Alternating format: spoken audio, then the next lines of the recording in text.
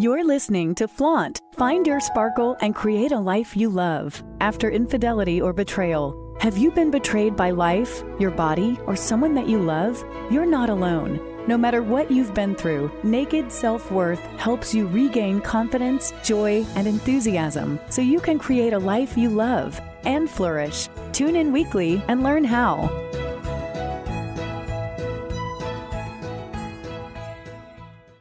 Are you looking for a great way to make new connections and spread your wings? Revel is a new kind of social platform exclusively for women over 40, where you can do just that. With virtual and in real life events, authentic conversations, and no ads, Revel is the community site exclusively designed for like-minded, fabulous, fun women in midlife. Learn more and join for free at HelloRevel/flaunt. That's hello, R-E-V as in Victor, EL.com/flaunt. Come join us. It's nourishing and super fun. Hello, welcome to Flaunt. Find your sparkle and create a life you love after infidelity or betrayal.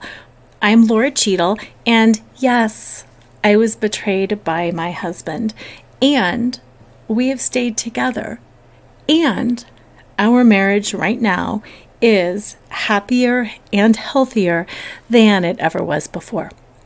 Now, as a coach and as a public figure who talks openly about the infidelity and the betrayal, one of the questions I get asked most frequently is, why did you stay together? Why are you still here? And what's really interesting about that is, oftentimes when people ask that, it's kind of with a presumption of, or some people have said it out loud, wow, you're a strong, smart, capable woman. Why are you doing this? You are crazy. And that's what I wanted to address today. I wanted to talk about why I stayed. I want to go deep and open and be very vulnerable about all of the reasons why I stayed, what it means to stay, and just kind of walk you through that whole process for me. Why? Because I think it's important for you to understand how important decisions are not that easily made, for you to see my thought process and how I went back and forth, and just to have a greater level of understanding for yourself, for others in your life who may or may not be in a similar situation. So, as a quick recap, my husband and I had been married 23 years at the time when I found out that he had been cheating on me with 5 different women over the course of 15 years. Now, what was a little bit stunning about that was I had no idea ever, because I thought we had a pretty good marriage. Yes, we fought about things. Yes, we had things that we could just never see eye to eye on, but I always felt like we loved each other. At the end of the day, metaphorically and literally, we would come together and we would just feel love for each other. We wanted the same things in life. We wanted to create the same kind of lifestyle, and there were so many things that we were just on the same page with. So when I found out, I was truly devastated. I couldn't understand how it could happen or why I didn't know, because I'm a very intuitive person. And it made no sense why he would do that when things overall felt pretty good and pretty solid and very stable between us. So when I found out about one woman first. And when I found out about that one woman, I had that knee-jerk "You are out of here" reaction. I thought, that's not who I am. I am a strong, smart, capable person. I have given my all to being the perfect wife, to raising your kids, to being the perfect mom, to doing everything that I could to support you and your career, and you treat me like this. I am done. So sure enough, he packed up and he left after the first one because I was mad. Then I found out about another one. And I was even more angry. The second one I found out about was a long-term affair. The first one I found out about was a maybe year-long affair. But what was interesting about both of these affairs is he didn't have continued, sustained contact with them. The first one was an affair where they got together once. They texted and they had lunch a couple times, but they actually got together once. So it was like, well, that's kind of odd. The second affair had lasted probably 15 years, but they had only gotten together 7 or 8 times in all of those 15 years. So it was just kind of weird. And I started thinking, this doesn't, am I mad? Yes, I'm still furious. But it started to confuse me more than anything else. Why would you do this? What is the benefit of this? How can having a long distance, quote unquote, relationship and affair, how can that serve you? That's so strange. Then I found out about the third, the fourth, the fifth. And at that point, I got really confused. And that was when I started being willing to not work on it, because I'm not sure if I was really willing to work on it at the beginning, but it was one of those things where I was like, I don't understand, and I'm really curious. And instead of feeling the rage that I felt early on, I felt at a loss. And when I felt at a loss, I felt like I needed more information. And the only person I could get that information from was him. So that's when I kept reaching out. We kept having some conversations. He had moved out. We were done. I was over it. But I kept reaching out. What was going on with this? Why did you do that then? And he would give me the information. Yes, we were seeing a marriage counselor at that time. Yes, we were also seeing individual counselors at that time. And yes, we were continuing to talk because we had a life together. We have kids together. We have, a home, all of that. And I was hurt. So I was the one that kind of kept reaching out to get more information, and he kept providing me the information, which was really nice. So that kept me in the game because he kept providing me with information and I kept understanding a little bit more. So he would give me something, I would rage or I would cry or I would do whatever, but it kept me in the game because I kept getting more information. At that time, I was not thinking that we were repairing our marriage or not repairing our marriage.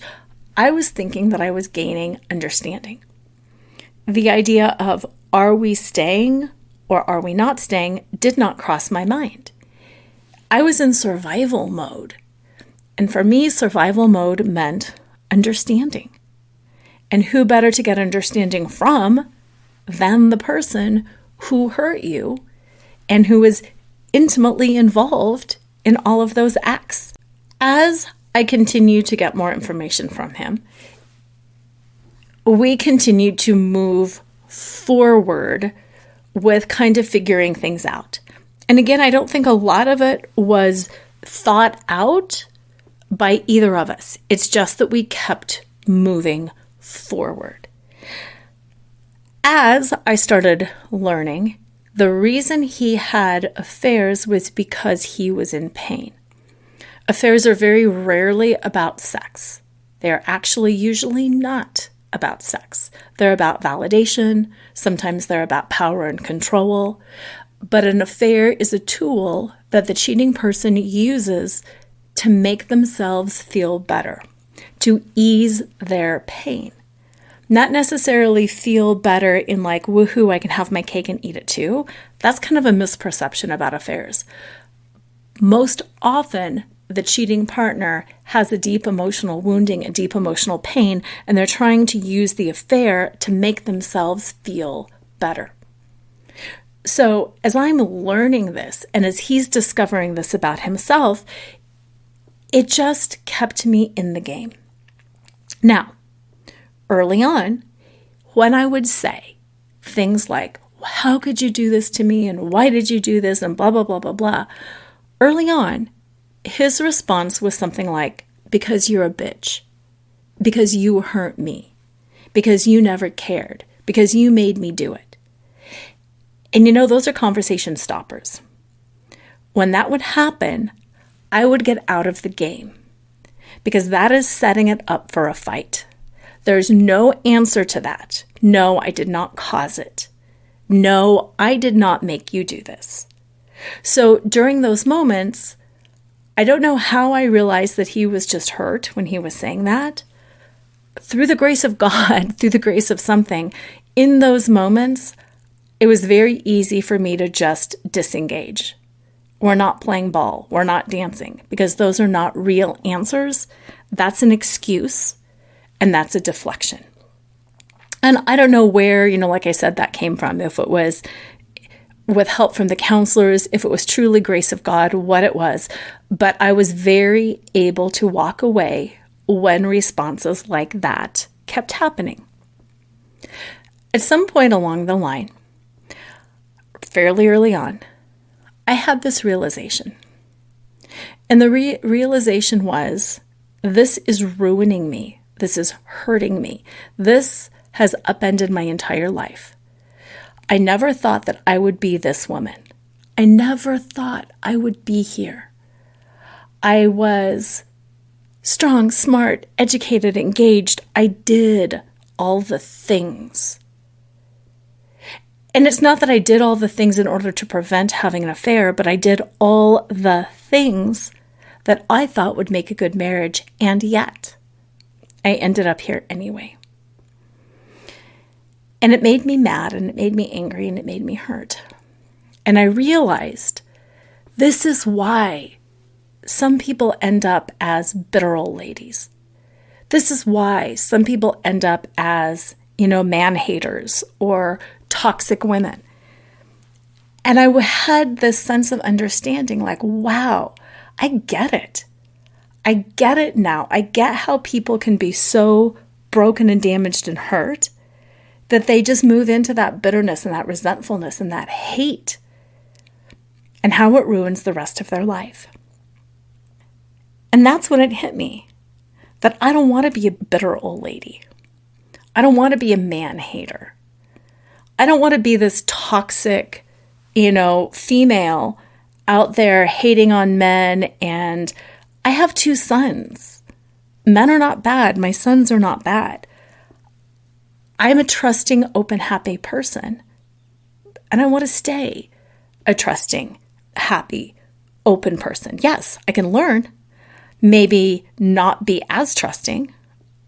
Maybe have firmer boundaries. Maybe not be as open, but I still value being a joy-filled person. And that it's up to me to guide what happens to myself during this experience. I was victimized, yes, I was totally victimized. I was victimized by his actions, by his choice. I was in this position through no fault of my own. I did everything possible to prevent it, yet here I was, and what was I going to do with that? It was a poop sandwich, and what was I going to do with this poop sandwich? And I really had that realization that truly the choice was mine. The choice was mine about what I did with that. And during the conversations, when my husband was deflecting and pushing it back on me and blaming me, there was no conversation. There was no relationship, that we are not moving forward.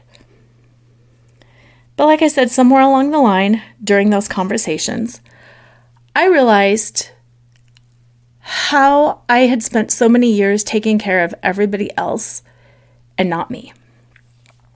How I had put all of my needs and wants on the back burner, and how it was time for me to really step up, to spend money on myself, to spend time on myself.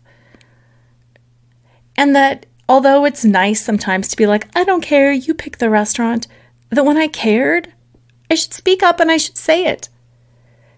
That I was perfectly capable of advocating for myself at home with my family.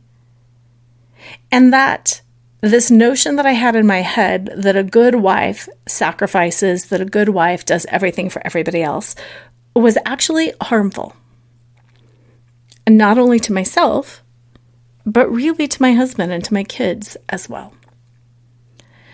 So I started taking care of myself. I started asking myself simple questions like, what do you want to eat? What do you want to eat, Laura? What do you want to do right now? What do you want to watch on TV? What do you want to read? What does your body need right now? What do you need? And as simple as that might sound, it was profound. Because for the past 23 years, I had only existed in relation to my husband. Now, not that I was this totally self-sacrificing, doormat. I was a lawyer. I was strong. I was smart. I did a lot of powerful things. And yet, I always kept him front and center because I thought that's what a good wife did. Because his income was our primary source of income when I first went part-time and then eventually walked away from my corporate job and started working part-time for myself. I always prioritized him, his needs, and his schedule. And I had done it slowly over the years so that I hadn't really recognized how much I had lost myself. So for me to start asking myself simple questions like, what do you want to eat and what do you want to do and who do you want to call? It was a pretty profound shift. And at first I felt very lost and almost selfish doing that. Why am I figuring out what I want? Shouldn't I be taking care of somebody else? And it was a shift. But as part of that shift, one of the things that I realized was I have relied on Sean, my husband, for 23 years of marriage, for 4 years of dating and friendship. I have relied on him to comfort me, to take care of me, to talk through things with me. And even though he's the person that hurt me, he's the one that I want to talk to. He's the one that I want to comfort me. And for purely selfish reasons, I would reach out to him and I would say, I'm having a horrible day. I need you to come comfort me. And he was willing to do that. He would drive from the hotel that he was living in, and he would come over to our house, and he would do what I asked. He would make me dinner. He'd clean up. He would hold me while I cried. And one day I said, I need you to bring me ice cream, and then I need you to tuck me into bed. And sure enough, he brought me ice cream. I cried. He listened, he held space, and he tucked me into bed. And he said, can I sleep in the guest room? And I said, no, I need you to leave. And he said, okay. And he looked down at me and he said, I need you to know none of this is your fault. I am completely broken. I am so bad. I don't know what I did, but none of this is your fault. And then he walked away and he went to his apartment. That was a huge turning point. That was the first time that I thought consciously about, oh, I am going to stay. Before it was just survival. And he was a person that could help me survive. He was the person with the information, with the key. But when he said that, that's the first time I consciously thought, hey, I can do this. He can do this. And I think I'm going to stay. I think I'm going to see if we can work things out. After that, I found us a weekend affair recovery program that was amazing that we went to. And the affair recovery program was specifically focused on understanding each other and understanding where things went wrong, where you miscommunicated, what was really going on with each partner. And again, the understanding got deeper. And the more that I understood what was going on with him, and the more I understood who I was, what my beliefs around being a good wife were, and what I had done to contribute. I never did anything wrong. I did not cause the affair. But some of my behaviors and attitudes were contributing factors to why a person in his situation might make some of the choices and decisions that he did. The more I started understanding that, the more I had compassion. First, I had compassion for him. I had a lot of compassion for him because in our situation, him choosing an affair was a desperate call for attention to ease his pain.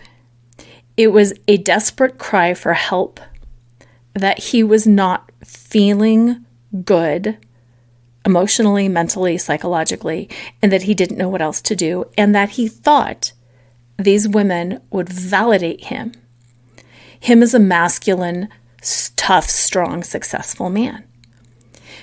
It was whenever he would feel this intense vulnerability and shame and confusion and pain in his life, he would reach out to have an affair to prop up his self-esteem.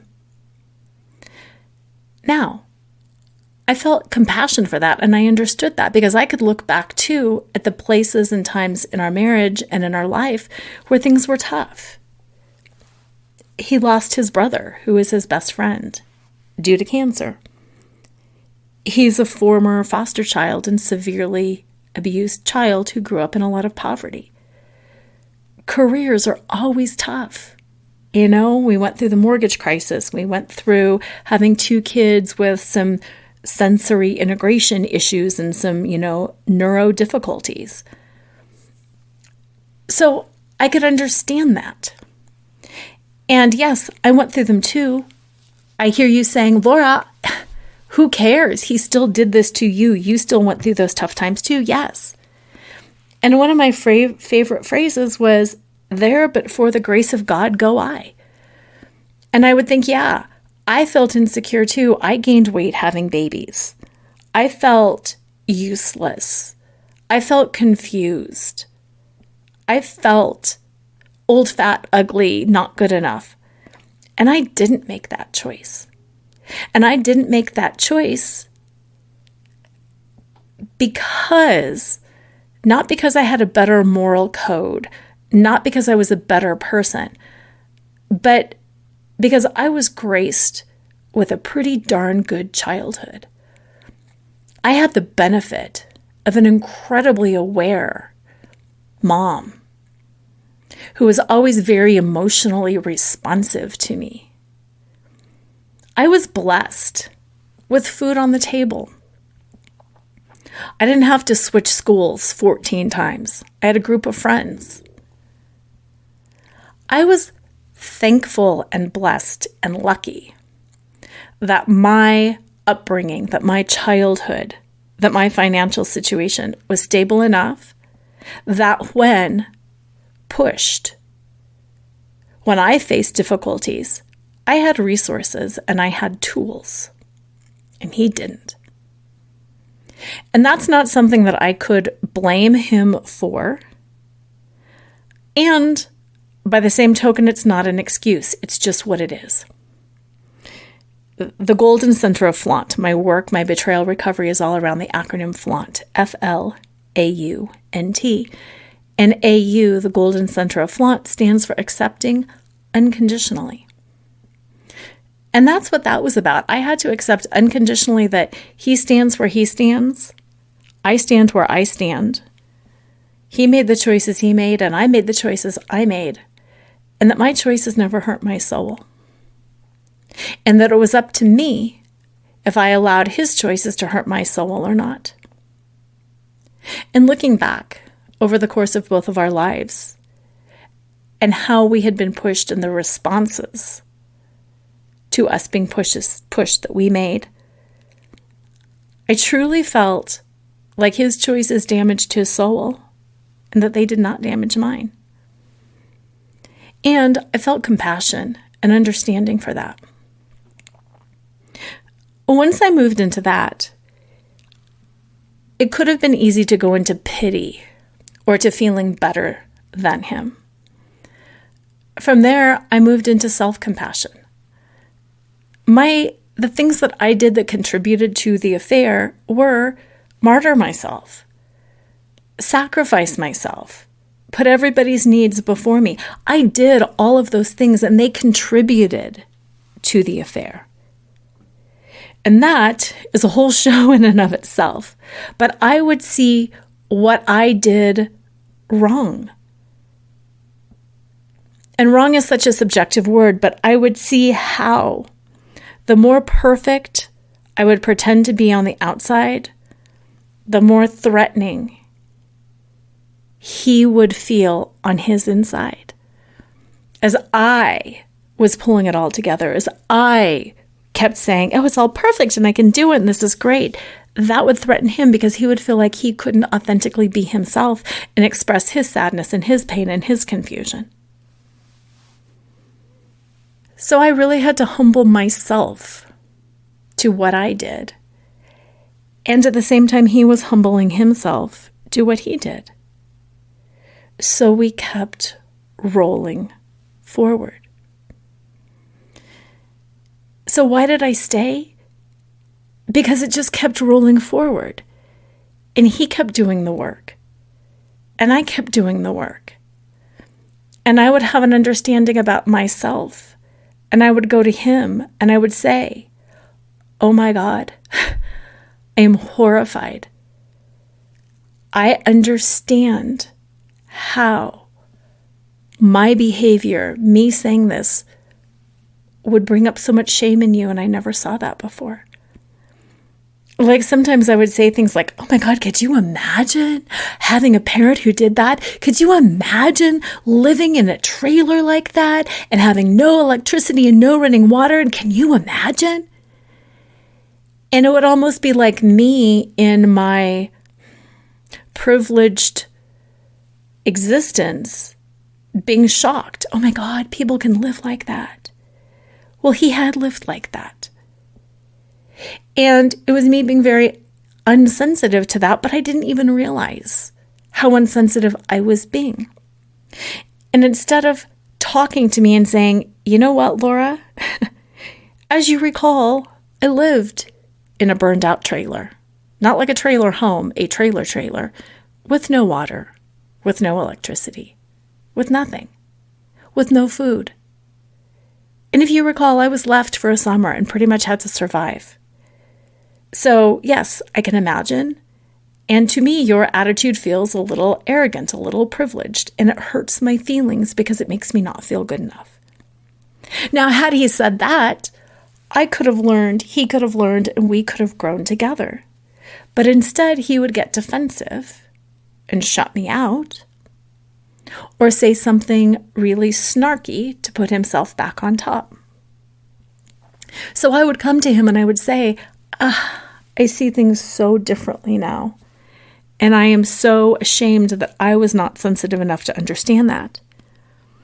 And instead of blaming me, he would extend that compassion back to me and would say, it's okay. How would you know? You never went through that.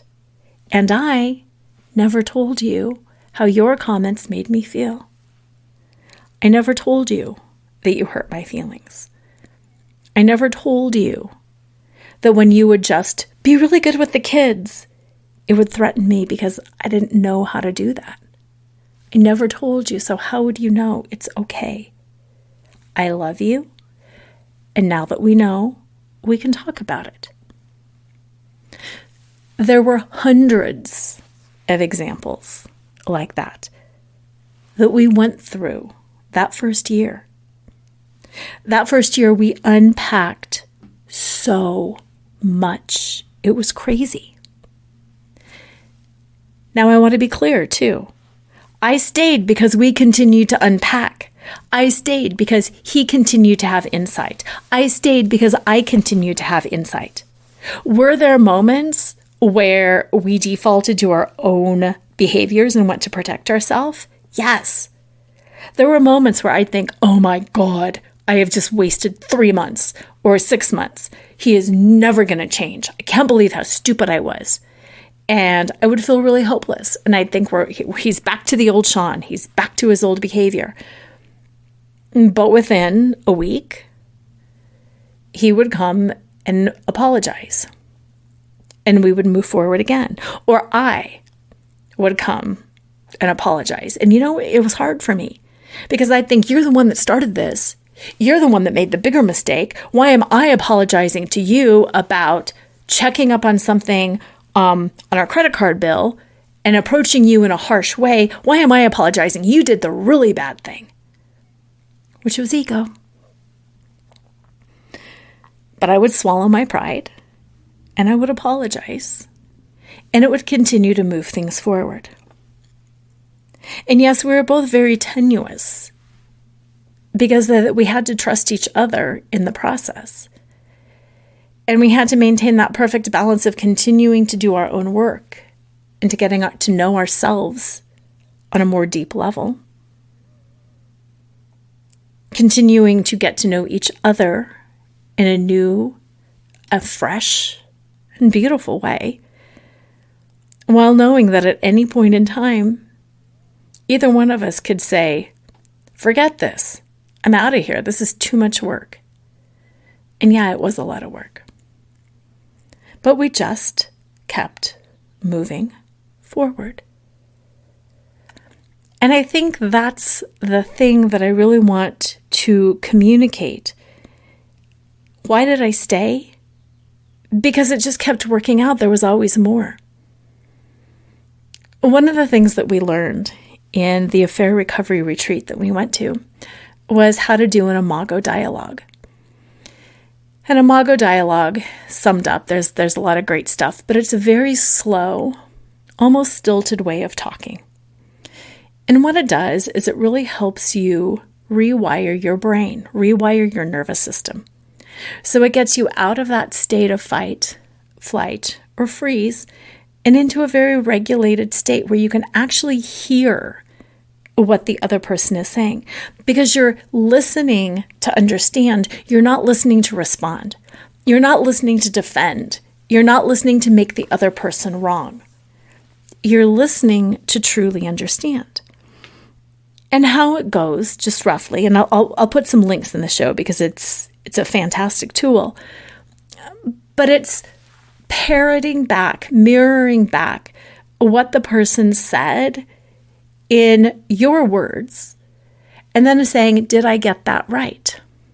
So the person can say, yes, that's exactly it, or, gosh, no, I didn't explain that very clearly, or you didn't get that very clearly, but there's a slight mismatch in what I'm trying to communicate. And then being able to re-clarify, and then re-ask until you have found that meeting of the minds, that common understanding. And then the last step of the IMAGO dialogue is asking, or the second to last step is asking, is there more? And asking, is there more, really sums up why I stayed. Because there was always more. There was always more. we would actually resolve something. And then there would always be something more. Not always something more to unearth and to look at differently and to heal, but there was always something more. Do you want to go to this concert together? Oh my gosh, yes. We concert great together. Do you want to go to this event together? Yes, this is our event. Do you want to hike together? Yes, we're fantastic hikers. Do you want to go travel together? Yes, he's the best travel partner I've had. So there was always something more that was keeping us together on the enjoyment end, as well as always something more to unearth that would provide such a sense of satisfaction and relief when we figured it out. You know, people say, wasn't it hard? And it was like, yes, it was painfully hard. And working through those 23 years of our marriage, really over 1 year's time, was so satisfying. It was hard. Yes. It was exhausting. Yes. It was emotional. Yes. It required us to really face some hard truths about ourselves, to be very vulnerable, to admit all of the things that we did wrong. But oh my goodness, it was so satisfying. So often I would liken it to, a movie or a book where things are just going wrong, but you, as the neutral third-party observer, know that these people should be together at the end. Because there's just a series of misunderstandings and kind of comical things that have gotten in the way, but you as that third-party observer know the truth. And the more we would unearth, the more we both would know the truth. And that truth kept leading us back to each other. Hence the fun. Now, it's entirely possible that that truth could have led us away from each other too. And that's something that we talked about. And our commitment was not to save our marriage. I don't think the commitment should ever be to save your marriage. I think the commitment should be to keep moving forward. And our commitment was to keep moving forward in integrity and with honesty, and that nothing would be held back. And if at the end of the day we realized, we have truly grown apart, that was okay, that we would know it. We would know then that we were done. And if what got unearthed was that we wanted to stay together, then we would continue to work for that too. So that was the process. We continued to unearth, we continued to understand. And the more we unearthed and the more we understand, the more satisfaction and joy we got at that process. And then the more it'd be like, hey, I want to be with you. I don't have to be with you. I want to be with you. We are really good together. And that's how that process worked. Now, why did I stay? I stayed because it kept working. I stayed because it kept reinforcing our love. It kept reinforcing our understanding. And also, I truly feel like for the first time, we have the kind of marriage that we both always wanted. When we got married, we were young. We met in law school, and we were like the power couple. And when you're this young power couple, you want to be the best for each other. Well, our idea of being the best for each other was just like being the best and not moving into our shadow and not moving into our vulnerabilities and not holding space for each other in that kind of a way. We tended to cheerlead each other along. Do more, do better. You've got this. You're an achiever. You can do it. You can do it. You can do it. And although it didn't really feel like toxic positivity, looking back on it, some of it kind of was toxic positivity.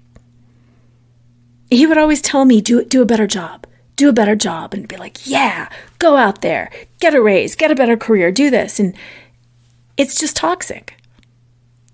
And it doesn't allow for two people to be truly people. And it was all about validating our rightness, validating how correct our positions were. And since we're both very strong people, it's not surprising that too often we would have different opinions. And what we would seek is for the other person to validate our opinion when they were different opinions, instead of moving into a state of calm or peace or vulnerability and just being like, I understand why you feel that way, and you understand why I feel this way. And then we can both be at peace because we both understand each other. So since the affairs, since D-Day, that's what we have built together. We have built that kind of intimacy where we care more about understanding why the other person thinks a certain way, instead of caring that that person thinks the same way we do, or having each other validate the rightness and the correctness of our positions. It's much less ego-driven, and it's very vulnerable and naked and raw. And on top of that, I know the worst in him. He knows the worst in me. And there is such peace in knowing that somebody has been through something and that it's over. People will say, how can you trust him after that? Why would you stay with a cheater? Once a cheater, always a cheater, blah, blah, blah, blah, blah. At this point, I know the worst that he's done, and I've seen what it did to him, and I've seen his tears, and he's seen mine. And because we understand each other at a deeper level, it would be much harder to go back. Could a person cheat again? Yes.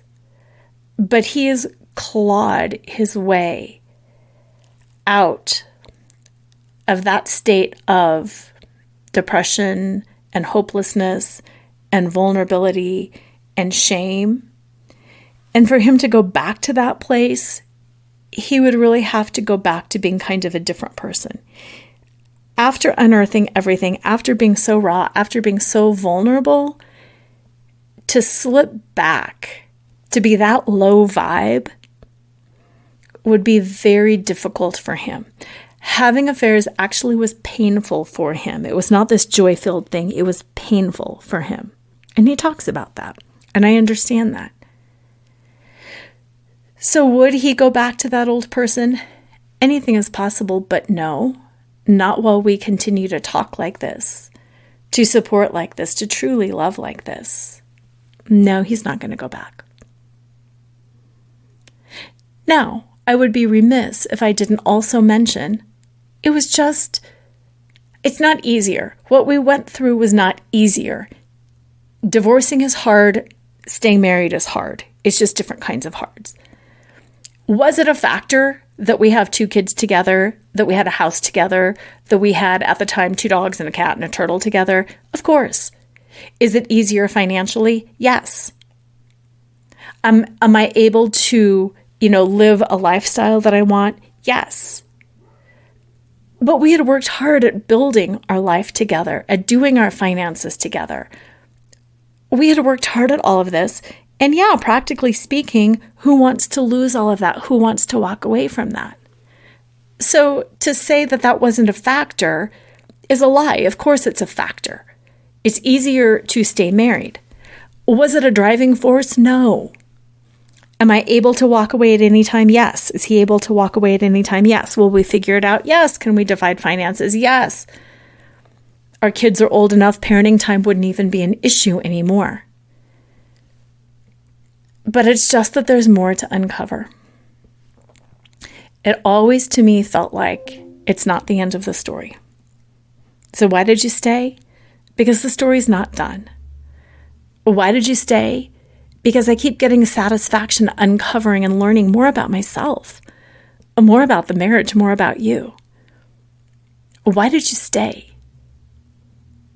Because there was more, and because it always felt right to stay. I can honestly say that I trust my intuition.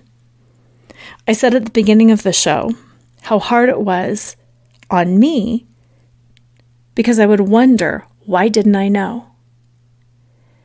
And in hindsight, I can answer that question.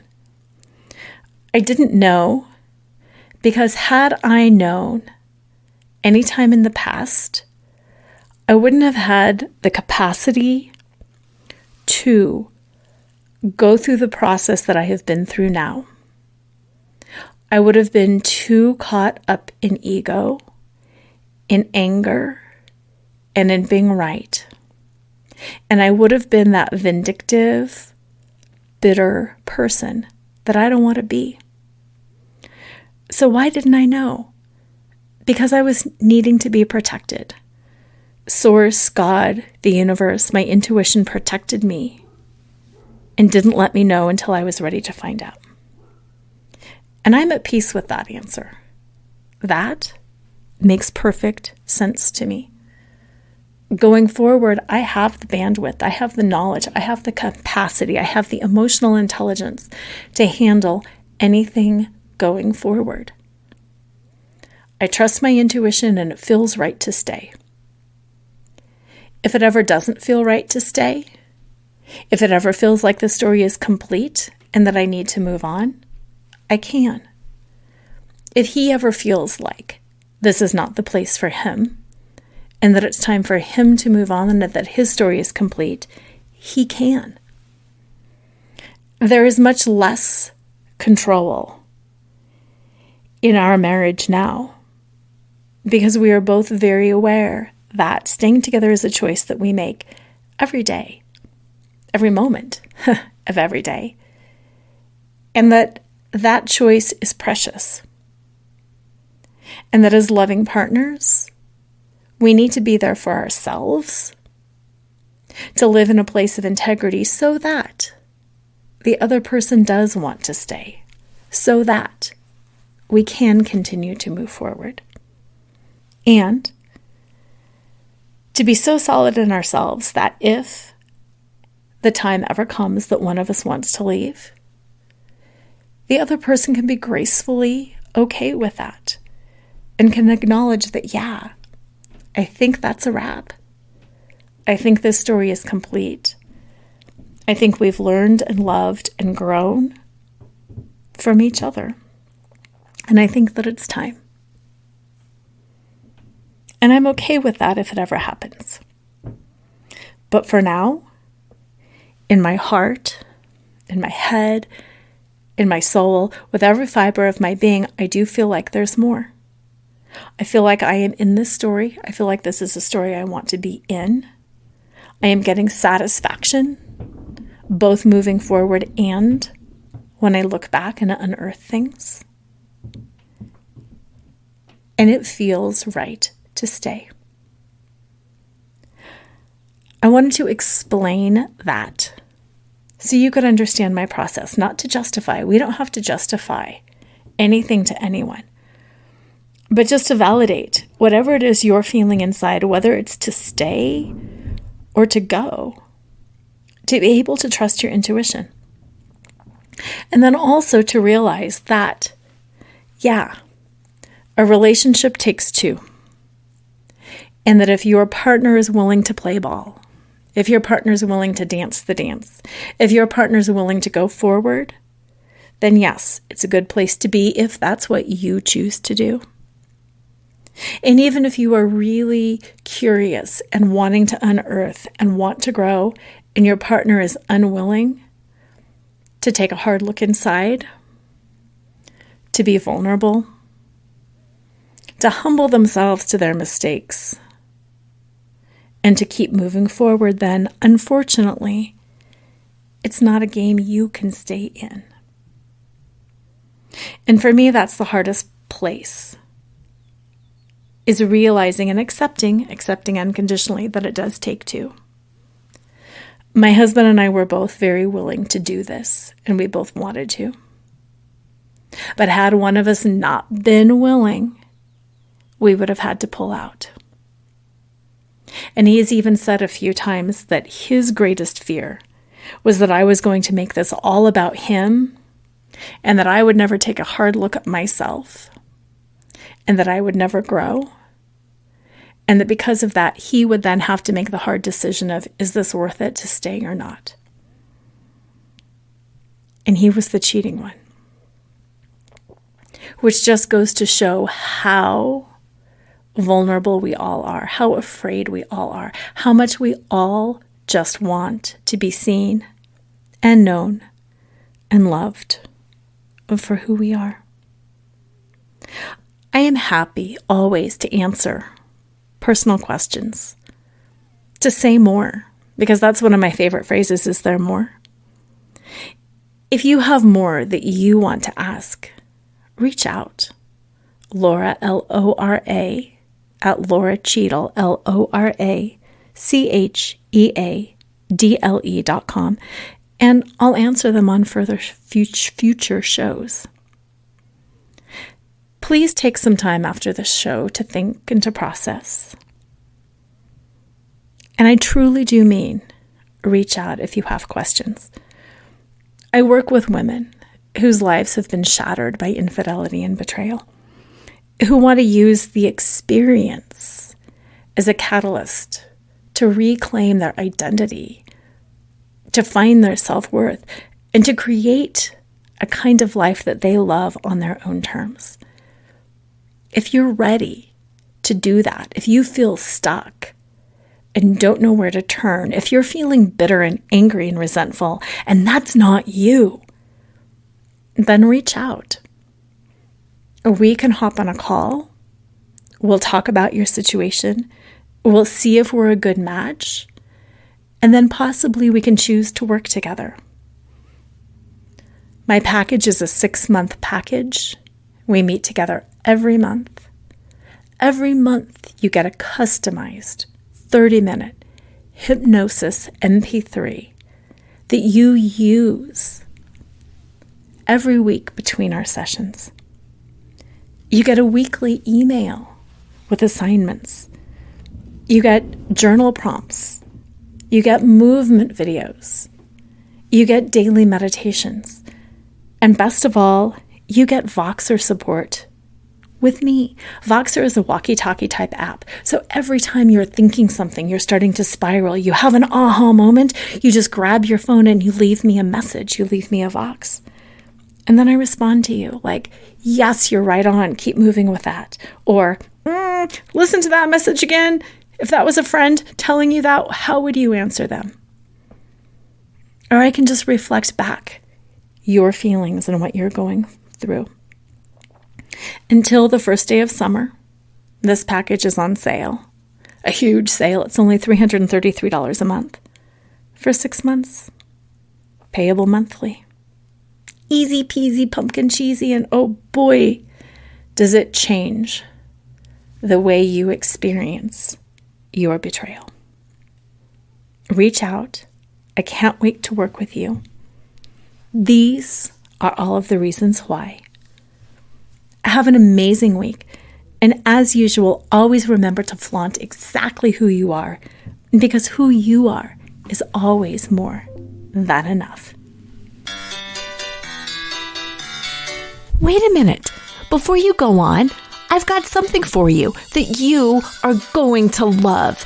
It's the Sparkle After Betrayal Recovery Guide, a downloadable guide that shows you exactly how to untangle yourself from the past, powerfully reclaim your sexy, and re-choreograph your future one step at a time.